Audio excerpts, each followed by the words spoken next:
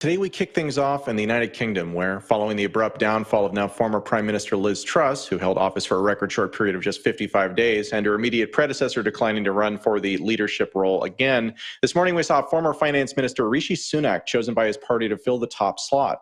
Zooming out for a moment, the personal question that I have here is, will this new prime minister actually last longer than Truss in an environment where governments, especially European ones, are trapped between politically unsustainable inflation and energy costs, historically low currency valuations compared to the dollar, and the central banks that they play host to raising interest rates at a record pace?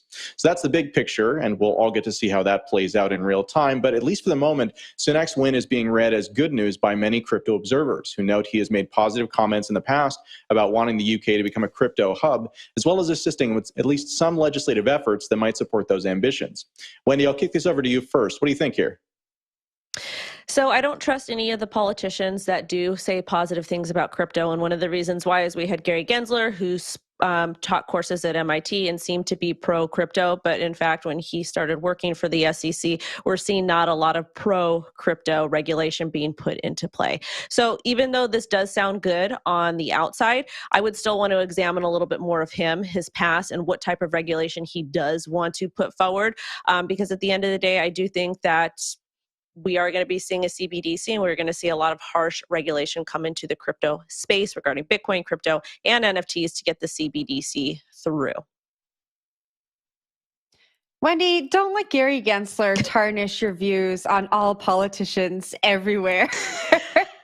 Although, I can understand. I think we are all a little bit jaded. But when I read the Sunak news, I thought, this is really interesting. I remember I think probably it was in April, there was this NFT he was talking about where he was encouraging the Royal Mint to launch an NFT to really solidify the UK's commitment to crypto. But that kind of went against some of the headlines that we had seen previously, right? So the UK's Advertising Standards Authority has come down really hard on a lot of crypto projects. We talked a lot about those last year. And I think for this to really work, government agencies, the Advertising Authority, they all need to work together. And I just don't know in the current climate, Adam, like you rightfully pointed out at the top of the story, if that's going to happen around crypto. There are so many bigger fish to fry in Europe and the UK right now. It seems like getting all of these agencies to work together is a little bit of a pipe dream. That said, to your point, Wendy,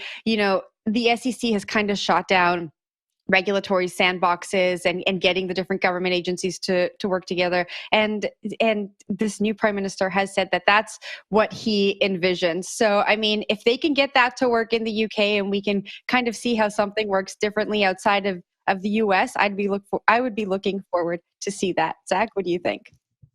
I think there's some interesting competition here between the UK and France. France, secretly, there was a little item, not really secretly at all, but there was a little item in the news today saying how France wants to position itself as a crypto hub, which is a bit surprising. France has sort of historically not really been that too into the crypto world.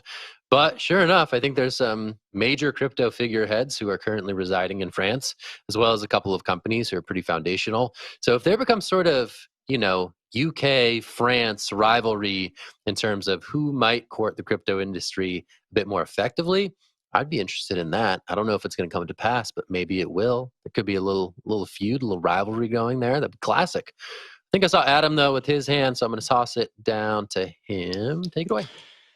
Yeah, I think that, the interesting part about all of this, right, is that we're living through a time of great, great disruption. And that disruption, there's more than one way kind of to play it right now.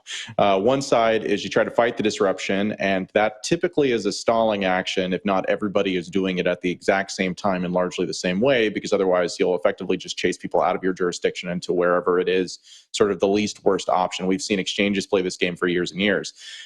Now as we enter sort of the era of central bank digital currencies, which will certainly be coming over the course of the next year or two, we're going to see this sort of stalling action move into a more aggressive phase where governments will attempt to co-opt some of the innovation that's come out of this space, but try to do it in a way where they retain control over the fundamental mechanisms behind how money works around the world.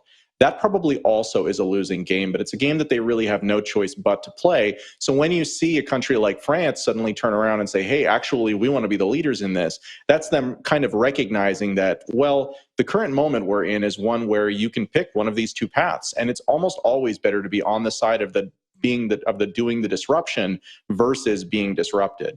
And so I think that this is a dynamic we'll continue to see play out and get more intense actually over the course of the next 2 years. Wendy, over to you.